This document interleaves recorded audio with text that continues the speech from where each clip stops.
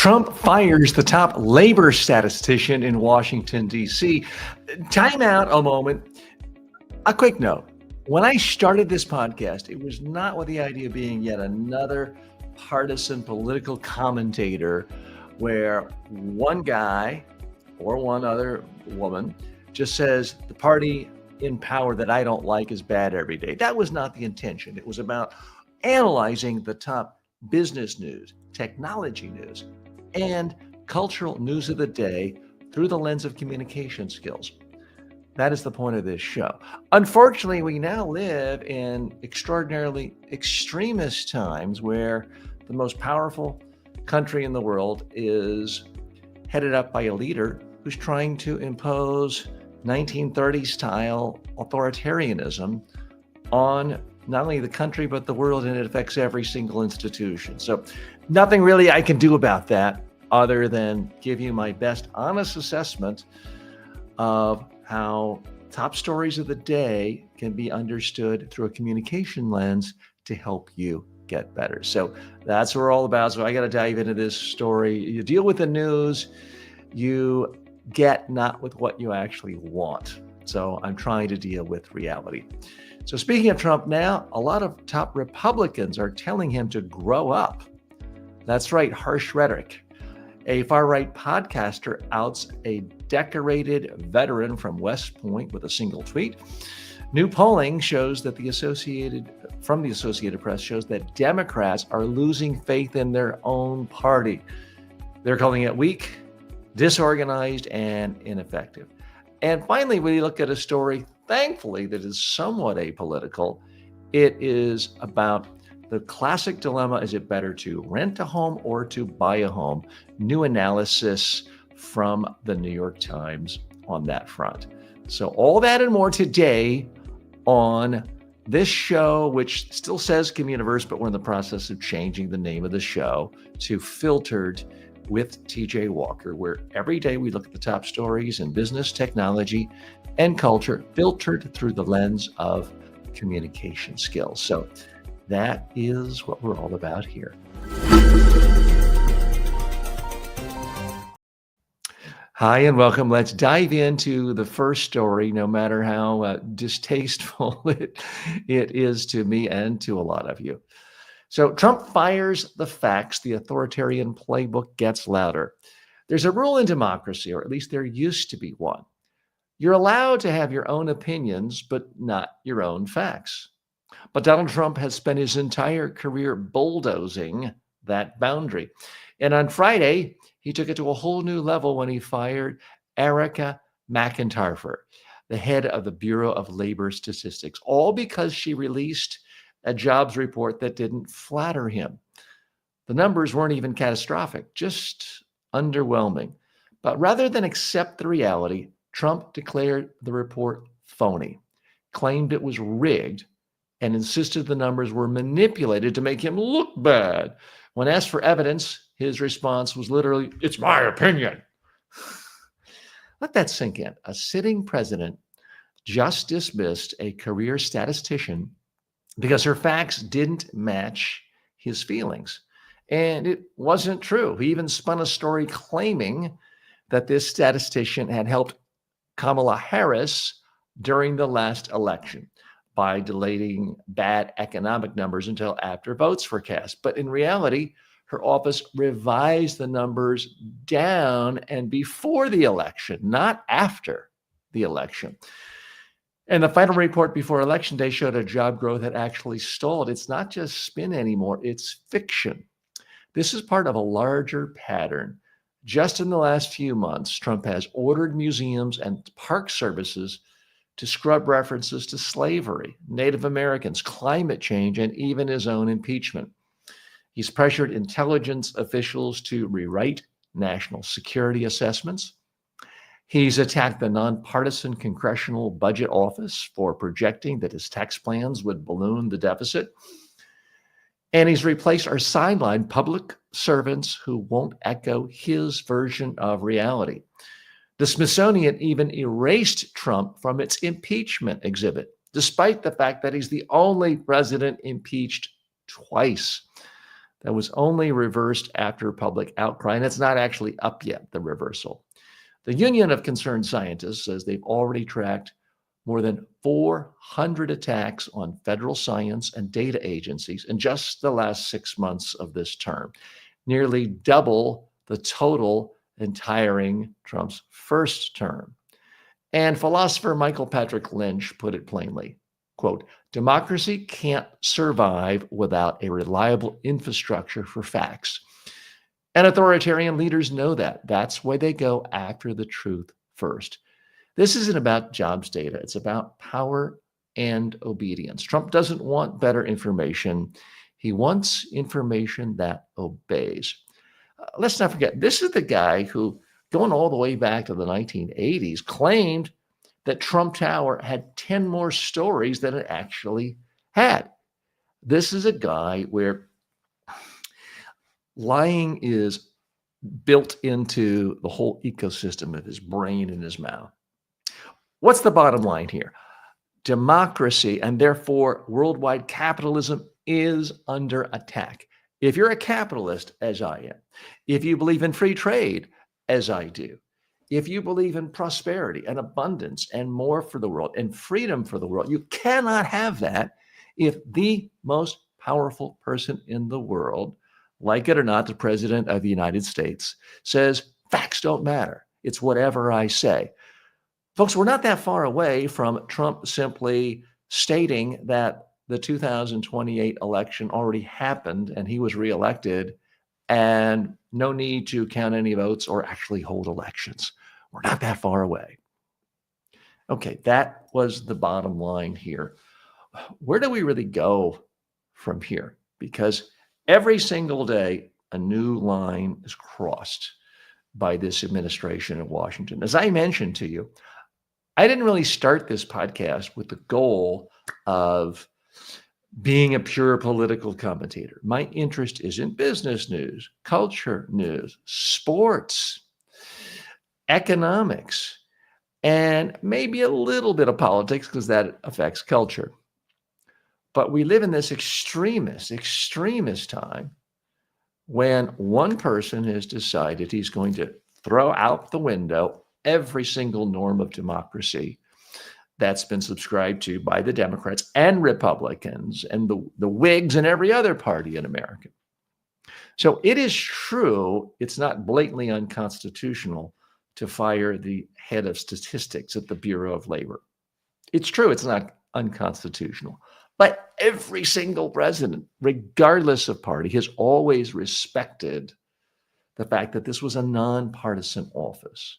This was a non-political office. If you want democracy to flourish, if you want the rest of the world to continue to place faith in American companies, American stocks, the American banking system, the American return on investment, you have to give them facts. You have to give them numbers based in reality. You cannot simply make up stuff the way they do under a dictatorship in Turkey. You cannot simply make up stuff the way a dictatorship in Venezuela did not that long ago. When you do that, you destroy credibility and investors flee. It's a big world.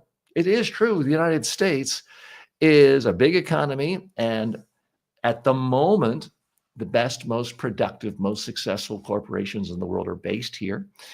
It is true that at the moment, the top technology companies that have generated so much outsized growth for every stock index they're a part of are based here.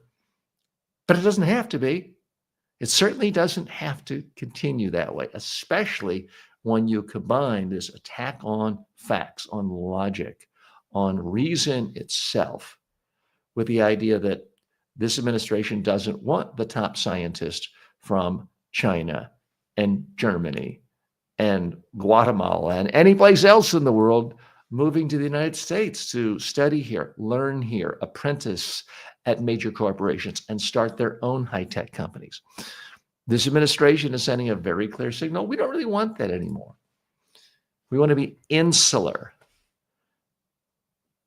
You know what else is insular? North Korea. Is the United States in danger of turning into North Korea overnight? No.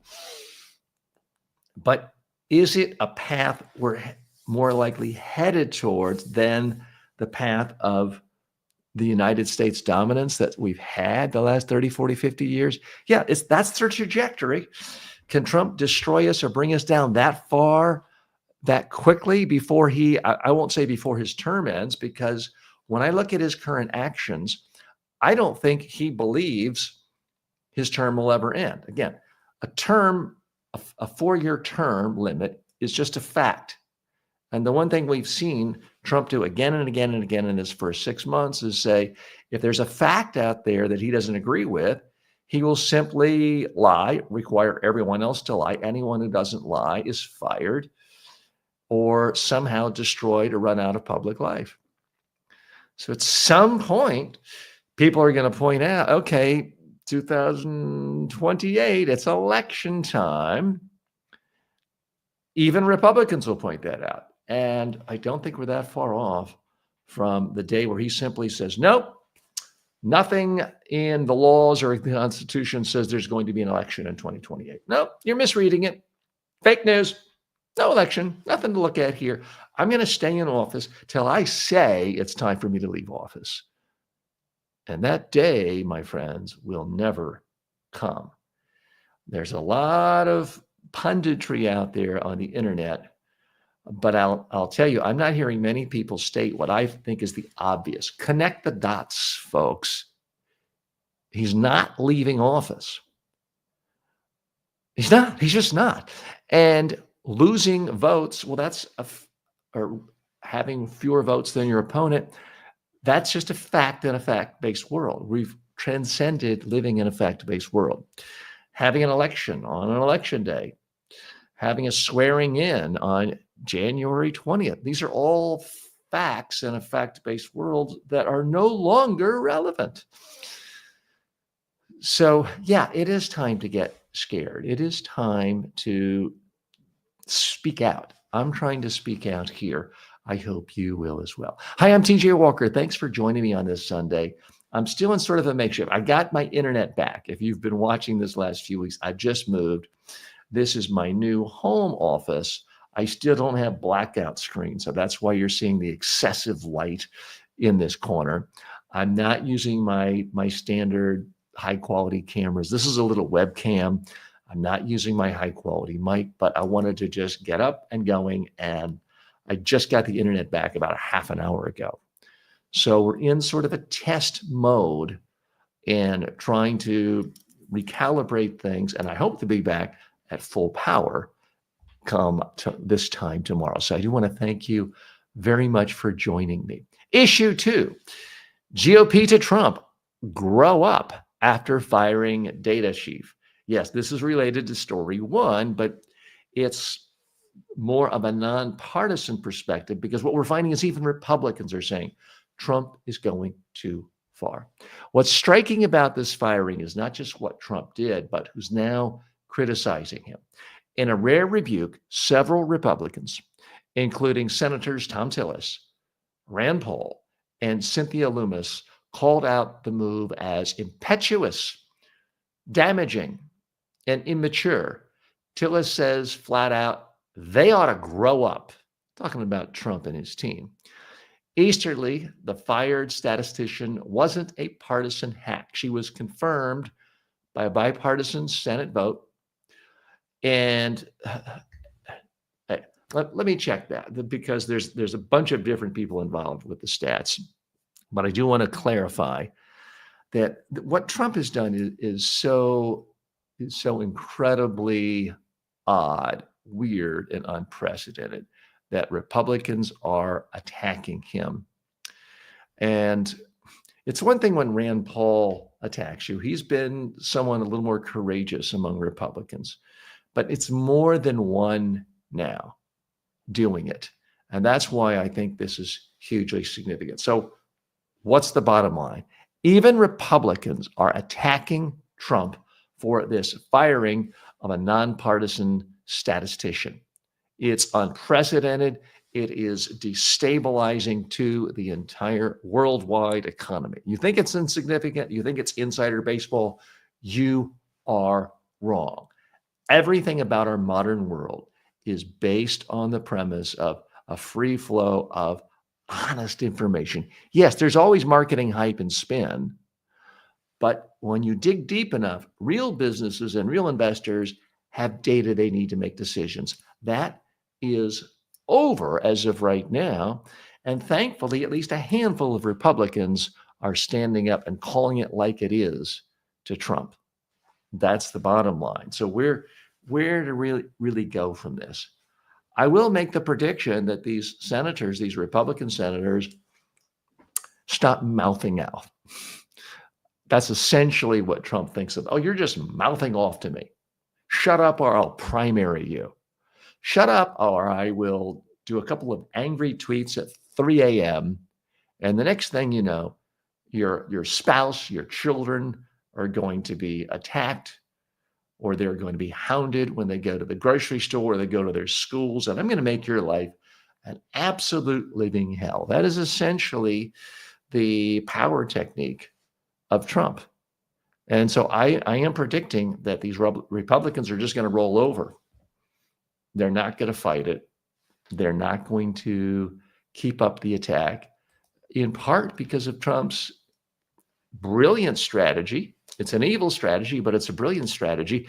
He's going to commit some new atrocity tomorrow to make us forget the fact that these statisticians were fired. These bureaucrats simply doing their job, giving honest data, were fired. He's going to commit some atrocity so outrageous that it's going to make us forget. Trump may just pass a decree that says any single weathercaster, any forecaster, any meteorologist who works for the federal government, whoever claims the temperature is higher than 78 degrees will be fired. Sounds ridiculous, right? Sounds silly. Sounds like TJ started drinking vodka in the morning. By the way, I'm drinking water. It sounds absurd. Well, that's the thing. Everything Trump does was considered an absurdity until the moment he actually did it. And then there's this moment of outrage, and then it all passes because he commits a new outrage. And Trump has to be pleased with himself today. He's like, wow, they're not putting Epstein on the front page of every newspaper in America. They're not putting it on the front of every website in America. It's no longer the lead story on CNN, MSNBC, ABC, BBC, and all the other networks. So he's got to be feeling very pleased with himself today, because it's now a couple of days later and still people are talking about this atrocity. And it makes the scandals of what he may or may not have done with attractive 17-year-olds with Jeffrey Epstein, makes it seem less relevant. But, I think that story is not completely going away either. I would love to hear from you. If you're watching live, feel free to leave comments. If you're watching this on demand, you can leave a comment on YouTube, on LinkedIn, Facebook, Twitch, wherever you're watching this. I do try to read and respond to every single comment, and I appreciate you being here. Quick program note. You see on the top of the screen, it does say Communiverse.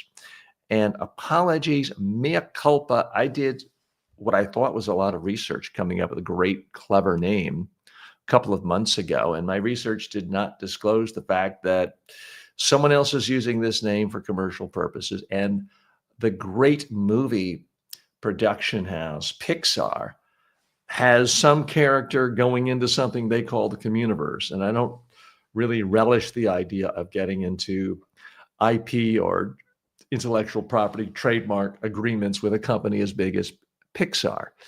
So for that reason, you're not going to see Communiverse after another few days. We're going to come up with a new name.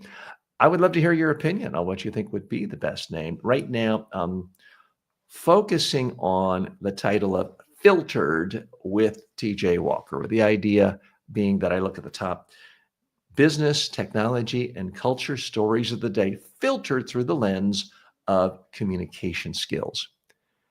all designed to improve your personal development, make you more personally successful and professionally successful.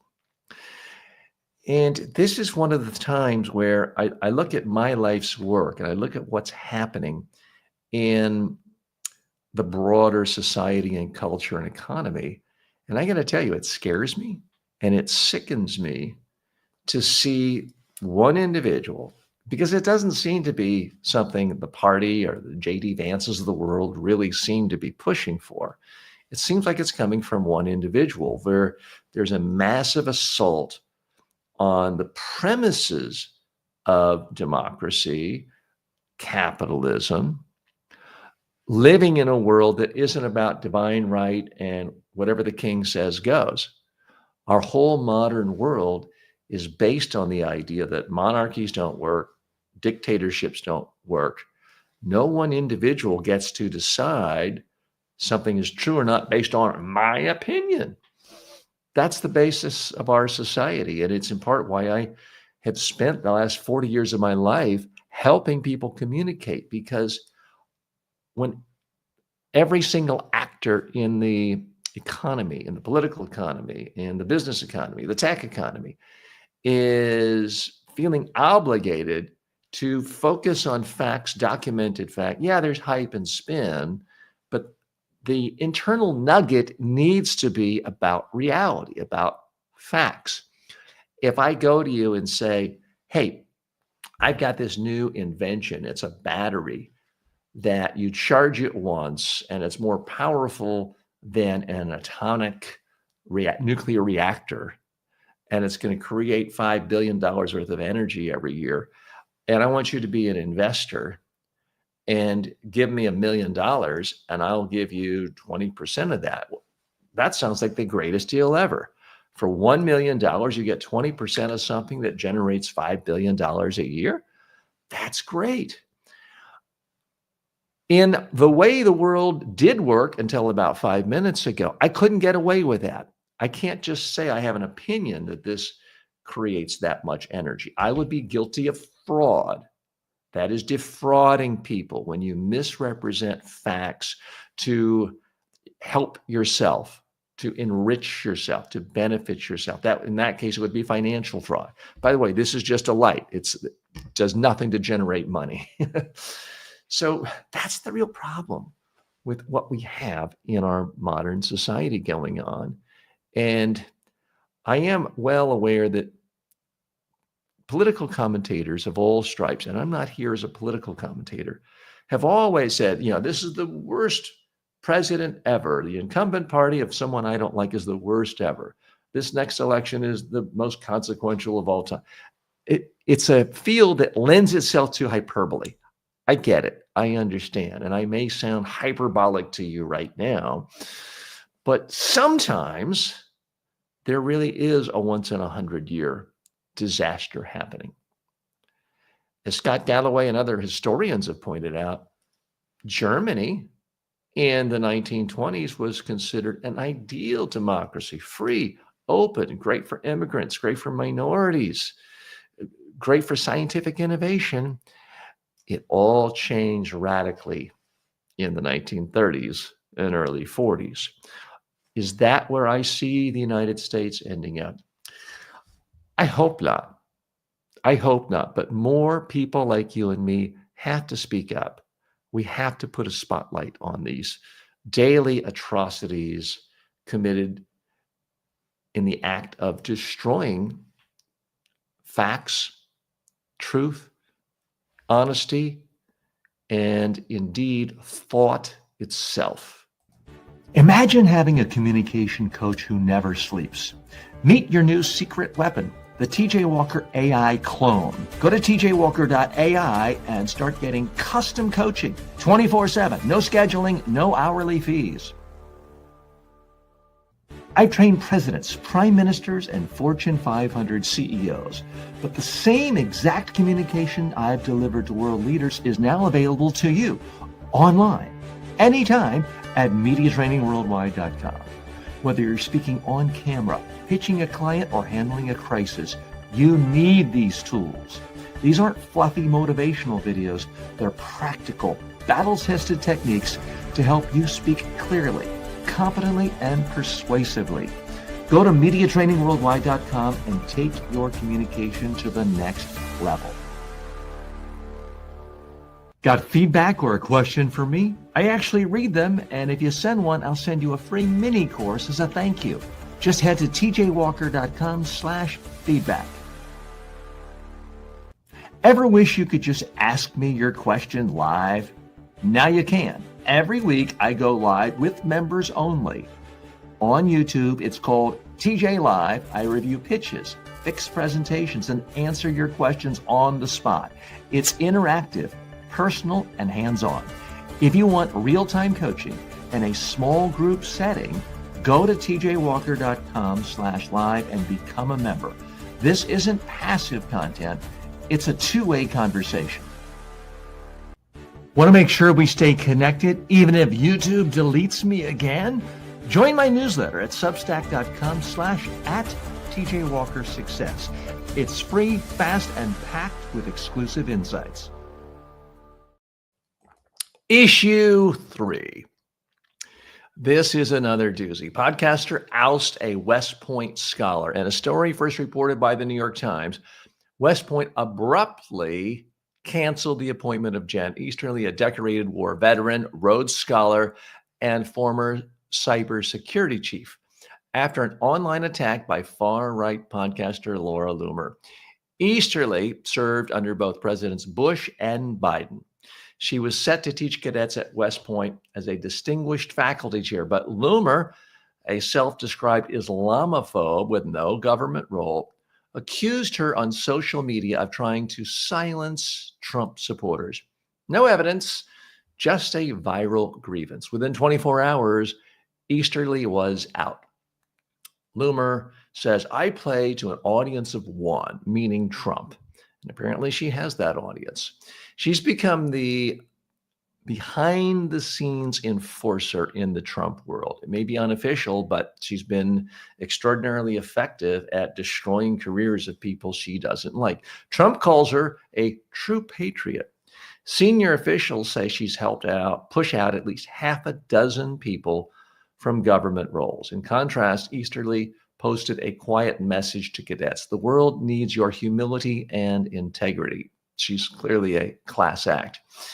It's a clear sign of where we are when podcasts and tweets carry more weight than a lifetime of service. So what's the bottom line here?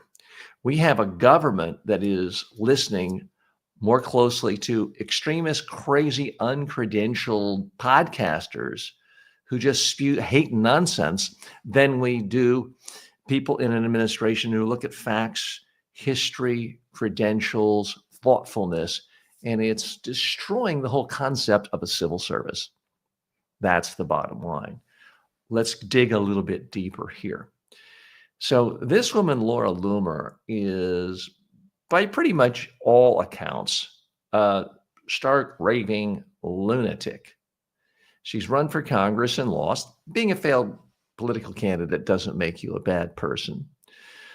But she openly embraces hatred, hating Islam, hating certain people of certain religions, hating anyone she thinks is insufficiently loyal to Donald Trump. Now, truth be told, a lot of people in the Trump administration, perhaps most, think she's crazy. They want to keep her out. There have been attempts to try to get her a high-level, high-ranking appointed position. They're like, look, we realize we have low standards, but we can't literally say zero standards.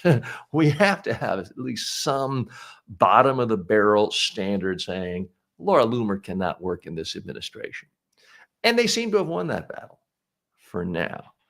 But Loomer has a direct line to the president. The president follows her on social media. He listens to her. And when she attacks someone, Trump listens and he acts. So what's the broader significance here? On the one hand, this is yet another sign of the rising power of social media, the way the old guard, the New York Times, the Wall Street Journal editors, the executive producers at CBS and NBC have lost power, because go back 30 years ago, 20 years ago, even 15 years ago, they would not have given the time of day to a Laura Loomer. They would have said, this is an idiot, shove her to the door, have security escort her out of the building. She would have gotten no airtime, no ink at all. She would have had zero influence. Well, those days are gone. Now, this can be good and bad. On the one hand, I certainly like the fact that anyone can be a podcaster, a YouTuber, a social media creator, reach people, reach millions. I'm happy that I have 12 million student enrollments in my online courses in ways that I couldn't have done if I had just had to rely on the dean of Harvard to hire me and give me students. So it's not universally bad that podcasters now have power, have influence, have a voice. But it's troubling when someone reaches to a level of power of, say, being the president of the United States and not using any discernment to figure out what's the good stuff and the bad stuff, who's telling the truth, who is just spinning lies. Of course, there's room for an ideological spectrum. Not everyone has to have the same principles I do or that you do. You can have a wide range of philosophical principles. You can be a libertarian and be honest and accurate with facts. You can be a social democrat and have respect for facts. You can be all over the map ideologically and still be a wonderful participant in the political world and have a voice. But when you go over the line and just make up stuff and lie, and be like Alex Jones, or in this case, Laura Loomer, it's too far. Am I saying they shouldn't have a voice or that their shows should be put down? Not necessarily.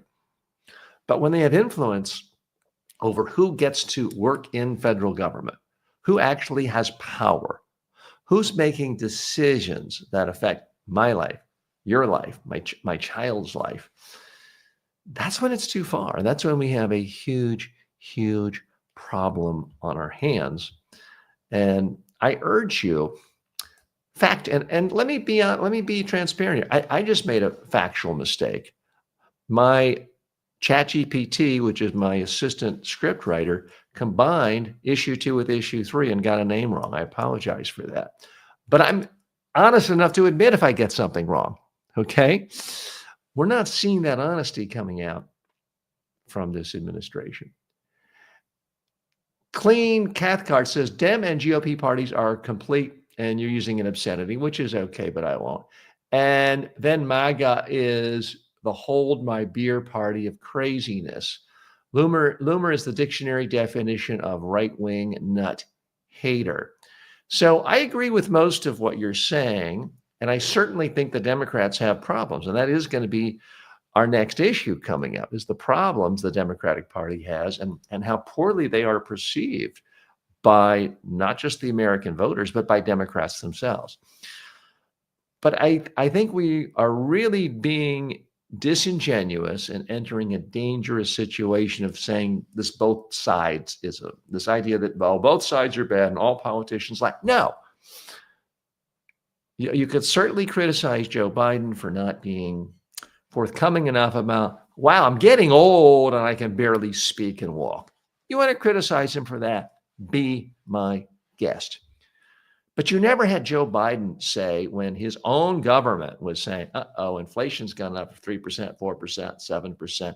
You never heard him say, okay, that's a lie. I'm firing our government economist, and henceforth, inflation will be 1.5%. You never, ever saw Joe Biden do that. So, Cleon, I'm going to respectfully disagree with you. I do not think this is both sidisms. I think that is clearly false equivalence. And at some point, you have to realize, whether it's once in 100 years or once in some huge cycle, some political party and some political leader can be so far wildly out of the mainstream that they level an extreme assault on the very notion of democracy. And I'm sorry, my friend, there's nothing the Democratic Party is doing that is striking at the fundamental nature of democracy. You might not like a tax increase going up 3%. Okay. Fight for it, lobby for your change, try to get other people elected to change the policy. That's not an assault on democracy. Saying the government can no longer put out accurate information and I'm going to fire anyone who doesn't make me look good, that is an assault on democracy. And there is a clear-cut difference. Okay, you brought up the Democratic Party. That leads us to issue 4. Associated Press poll finds Democrats losing faith in their own party. According to a new poll from the Associated Press NORC Center for Public Affairs Research, many Democrats now describe their own party as weak, ineffective, or disorganized. Nearly 1/3 of Democrats give negative descriptions when asked to describe the party in a single word. Only about 2 in 10 offer anything positive, like empathetic or inclusive. Kathia Kriebel, a Democrat from Iowa, summed up the mood. They're spineless. They speak up a little and then they roll right over. Meanwhile, Republicans were twice as likely to describe their party in positive terms, using words like patriotic, freedom, or conservative. But discontent isn't limited to Democrats. A significant number of Republicans called their own party greedy or corrupt, especially those disillusioned with Trump's leadership. The big risk? Disaffected Democrats may not switch sides, but they might stay home on Election Day in 2026. That could damage the party's effort to win back Congress. As AP reporters note, the greatest threat to Democrats right now might not be Republicans. It's their own voters losing faith in the fight. Again, to point out, according to the research, only 2 in 10 Democrats, 20%, describe their party positively. That is extraordinarily low. So what's the bottom line?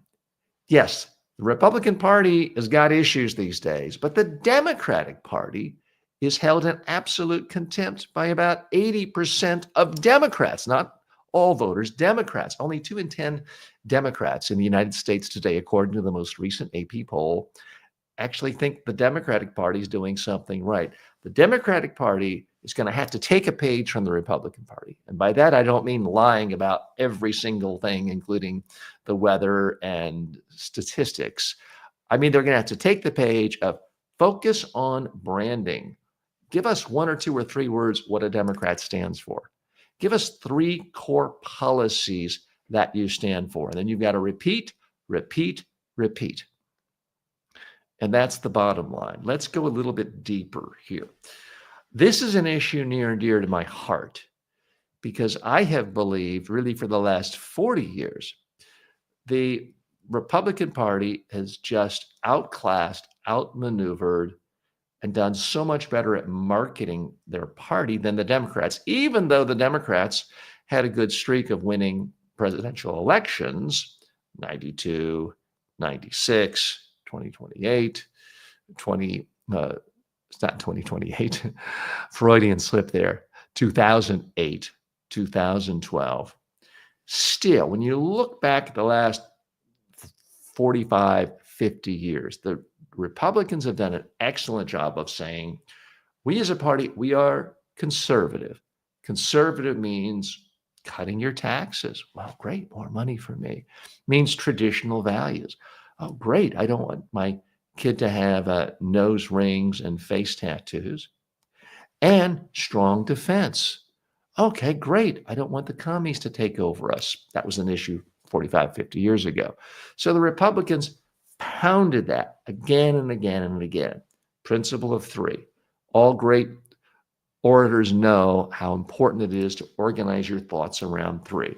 They've also done a great job of defining Democrats. Democrats, they're in favor of raising your taxes, big government, non-traditional values, and a weak defense.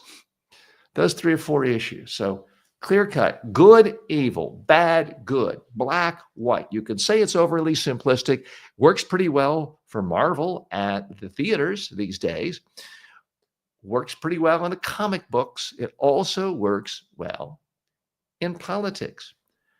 I could say, I wish it didn't. We can talk about the world again as we wish it to be, or we can take the world as it is.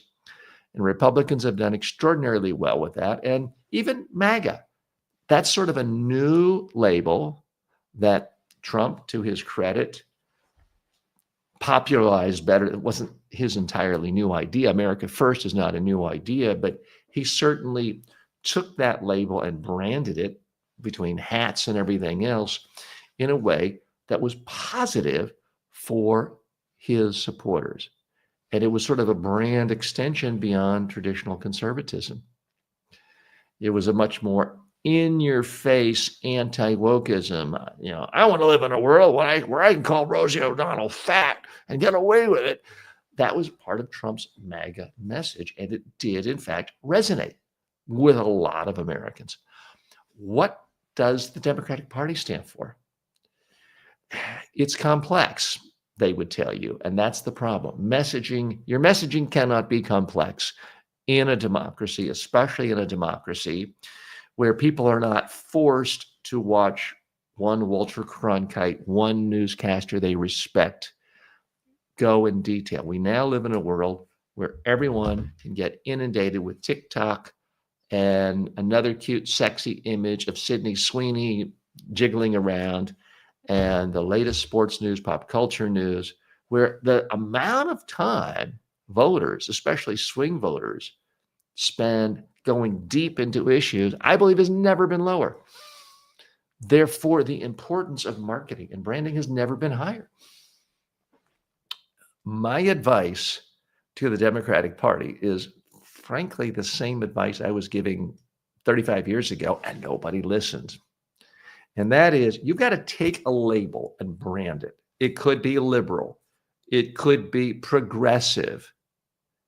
I don't think it's going to be social democrat. I know it's not socialist, but they need to take one word and say, here's what we stand for that benefits you. And they got to repeat it and pound it and pound it and pound it again. And they've got to say, here's what a Republican stands for. And they got to pick at most 3 things that are seen as automatically harmful to the average voter. Not just abstract, like they don't respect democratic norms. I think that's a problem, but that's too intellectual and highfalutin for a political message, for branding for a party. So the Democrats have got to do this. And as much as I love the fact that, Bill Gates spends billions on trying to cure malaria in Africa, that's great. We're not going to have a democracy or anything known as science for future research if we lose the basic information ecosystem in America that's under assault by one political party. So that's why I would urge the Democrats, before they even go out and try to recruit the next Joe Rogan, is they need to figure out central marketing messages that are simple, clear, focused, and positive. And it comes down to one word with 3 positive things about it that the party will do.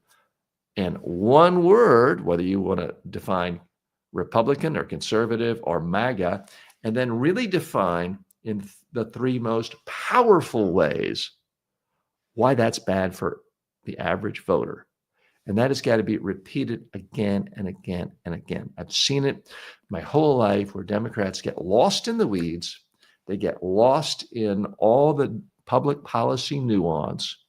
They want to score political debate points by pointing out 89 ways that their opponents factually said something incorrect. And they've lost the voters. One thing you can say about Donald Trump is he's not necessarily a brilliant orator in the traditional sense of being a classic public speaker, but he is a brilliant communicator. And if you don't admit that, you've already lost the next election.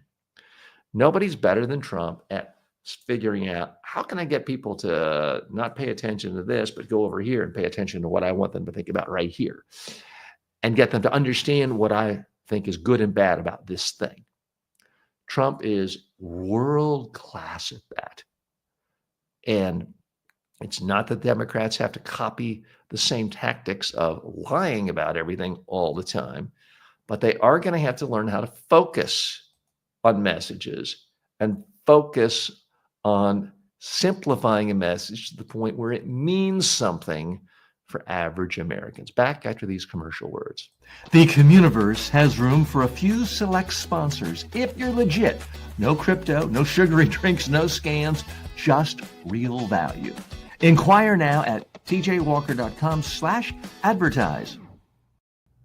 Imagine being the most confident person in the room, whether you're on Zoom or on stage. That's what thousands of professionals are learning to do right now through my online communication courses. At Media Training Worldwide, you can access my complete training library on demand, affordable, and actually effective. Whether you're preparing for media interviews, client presentations, or TED-style talks, I've got you covered. Check it out, MediaTrainingWorldwide.com. You'll never wing it again. Want to support the show? Skip the ads and buy me a coffee. That's buymeacoffee.com/TJWalker. Want direct access to me live? Want to unlock bonus episodes, behind the scenes takes, and full access to my premium courses? Then become a member today. Just go to tjwalker.com/members and choose your preferred platform, YouTube, Patreon, whatever works for you. This isn't just another subscription. It's a full access pass to the tools, coaching, and content that can transform your communication and career. tjwalker.com/members. I'll see you inside. Want more? Grab my 5-book success library for $9.95 at tjwalker.com/books. It's the fastest way to level up your communication. For years, people have asked how they could get one-on-one coaching from me inexpensively. Well, now you can, anytime, anywhere with the TJ Walker AI clone. It's like having me in your pocket, ready to help you prep for a speech, polish a pitch, or calm your nerves before a big meeting. You talk to it, it responds like I would, based on my real-world coaching of thousands of leaders and communicators. Check it out at tjwalker.ai. It's not just smart, it's personal. Issue 5, and wow, am I happy to get to this because it is a topic we can discuss that has nothing to do with a certain orange octogenarian in Washington, D.C. The New York Times calculator revealed if renting beats buying in 2025. I'm talking about the age-old dilemma many people face, individuals and families, whether it's better to buy a house or rent a house. Is it better to rent or buy in 2025? The New York Times just updated its home ownership calculator, and the answer might surprise you. The data-heavy tool compares all the major costs, mortgage payments, maintenance, taxes, insurance, and even investment opportunity cost against the real cost of renting. And the conclusion? In many cases, renting can save you over $100,000 over a 10-year period, especially if you're not planning to stay long-term. The calculator also reflects 2025's new tax laws, mortgage rates, and inflation estimates, making it one of the most realistic assessments available. Of course, money isn't the only factor. Owning a home offers stability, while renting offers flexibility. But if you're focused strictly on long-term financial outcomes, the Times calculator shows renting may come out ahead more often than many people assume. The bottom line, the smartest move may not be the most traditional one in 2025. Renting could be the better deal. Okay, so what's really going on here? Human beings hear what they want to hear. There is something known as confirmation bias. So many of us have heard our whole lives, you have to own a house. You're not a real person until you own a house. Renting, that's throwing away money. That you can be given data point after data point, fact after fact, logic after logic, telling you, showing you in black and white that you're going to be better off financially renting versus owning. And a lot of smart people with educations, high IQ will look at it. I'm going to buy a house because it's always better to buy a house. No, it isn't. So let's go a little bit deeper here. Now, you could say, well, TJ, you sound like a hypocrite. Didn't you just say last week you just bought a house? Well, yes, I did. Okay. Wasn't necessarily my idea, but I'm a part of a family, and other family members had been voting a particular way for a long time. So this is, to me, a fascinating way of looking through the lens of issues that relate to our personal life, our own personal economy, and communication. Because I could tell you, every single time I've ever tried to have a conversation with an individual on this issue, I have failed to communicate, because it is so much a part of, at least in the United States, but many other cultures too, that it's always, always, always better to buy than rent. And the facts simply do not support it. People say, well, I bought a house 15 years ago for 100,000 and I sold it for 200,000. Well, that was 15 years ago. They always neglect to see what would their same down payment have done in the stock market, specifically a low-cost index fund. They fail to look at what was the true average yearly rate of return. They fail to look at what's all the money they spent in taxes and repairs and upkeep. Now, if you're honestly trying to figure out what's best, take a look at this New York Times story. It has an excellent calculator, because there are some places, there are some parts of the United States, and presumably in your country too, where economically it can make more sense to buy a house, especially if you really, really know you're planning on living there a long time. If you're established in your career, and your brother and your sister and your parents and your cousins and everyone lives within 10 miles, and you love the community, by all means, it may make sense to own a home, especially if you want something that isn't available on the rental market. Now, I just went from renting a house to buying a house, and the house I'm in, there's just very little inventory for something like this in the rental market. And again, I'm doing things like building a pool and a hot tub and a cold plunge and things that I really want because of successes that people like you have given me over the years. I can afford. So I'm not just getting a standard plain vanilla house. So many people make the mistake of thinking, well, it's always better to buy. And then they buy a plain vanilla apartment or condo or co-op. That's really just a box that has nothing particularly distinguished about it. And they fail to really do the hard math. It's never about, can you make money? You can make money in almost anything. It's about comparing your money of how would you be if you took what you would have put in a down payment for a house and you put that in the stock market or perhaps some other investment vehicle. And if you think about the mortgage is higher and the maintenance and the taxes are higher, and you took that very same money and put it in an index fund, an S&P 500 low-cost index fund would be my choice for you. But let's say it's something else. What's the true comparison? Because it's simply not true that you're throwing away money on rent.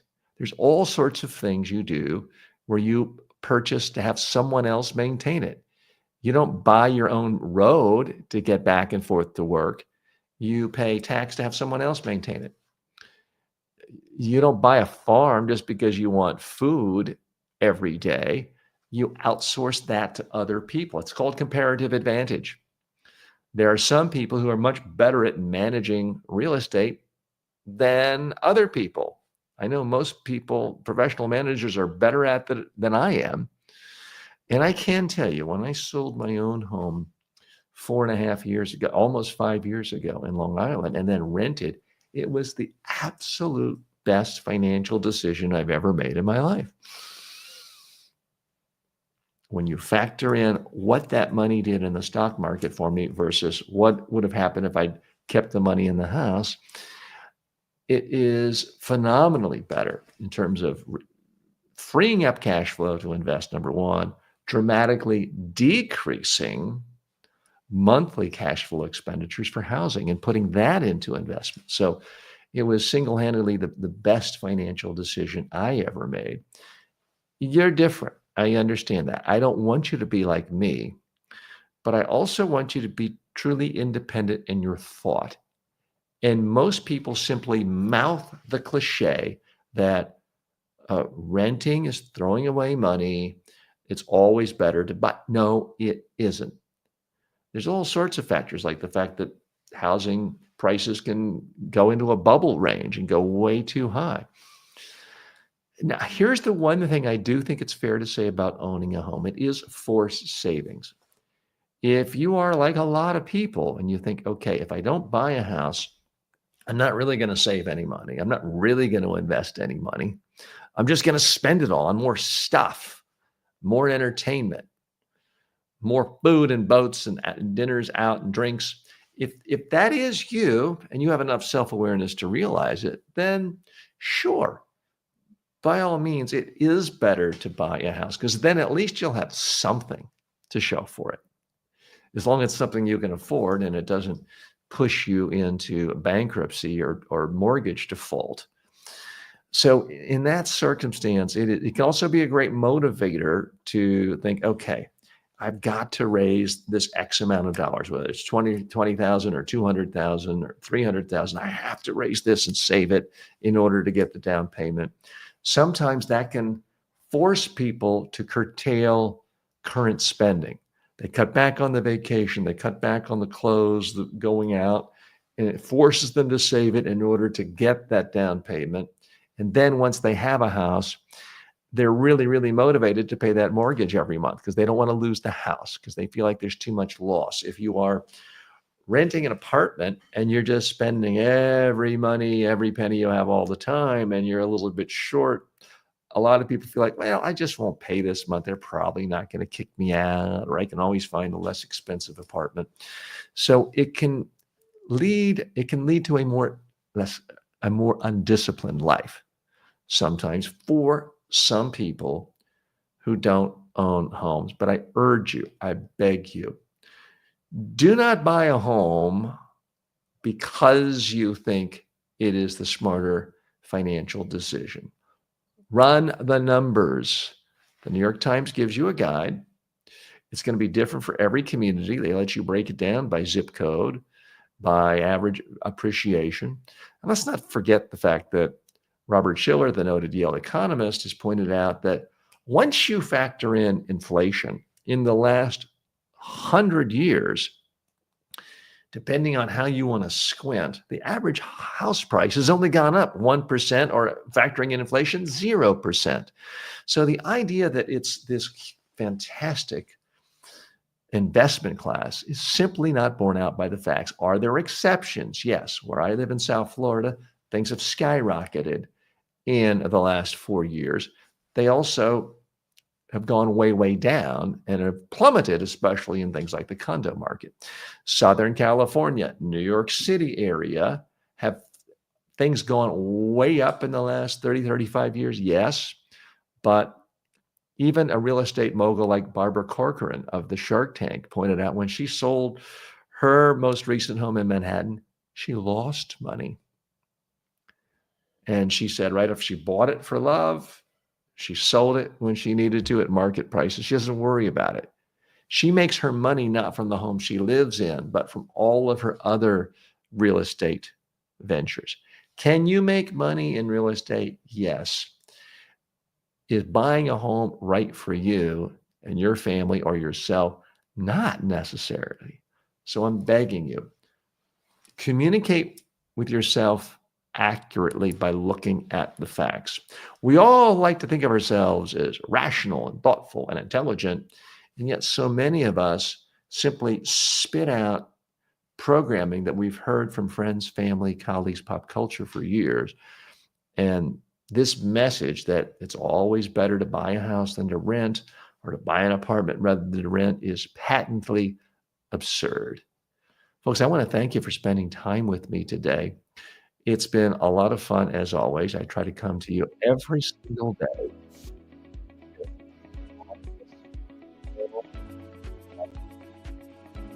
Facebook, LinkedIn, or your favorite podcasting platform. I'm TJ Walker. Thanks. I'll see you tomorrow. Take care.